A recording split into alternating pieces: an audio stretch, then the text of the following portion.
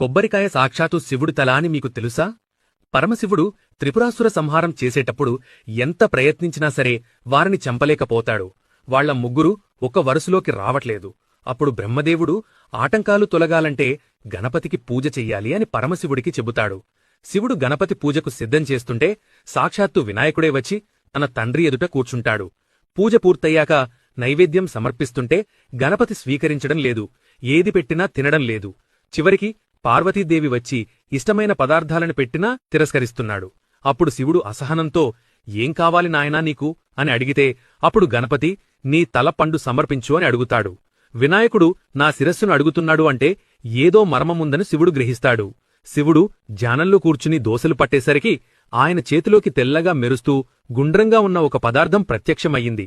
పరమేశ్వరుడికి ఉన్న 3 కన్నులాగా ఆ పదార్థంపై 3 కన్లు ఏర్పడ్డాయి. లక్ష్మీనారాయణ శక్తి కూడా అందులో నిక్షిప్తమయ్యింది. శివుడు తలపై ఉన్న గంగమ్మ అందులోకి ప్రవేశించింది.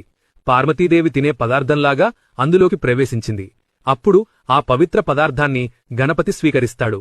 ఇక గణపతి అది తిని ఇప్పటినుండి ఈ పండుని శ్రీఫలమని పిలుస్తారు అని వరమిచ్చాడు. అందువల్ల అప్పటినుండి కొబ్బరికాయ లేకుండా చిన్న పూజ కూడా జరగటంలేదు. వీడియో మీకు నచ్చినట్టయితే ఓం నమః శివాయ అని కామెంట్ చేయండి. Download ShareChat.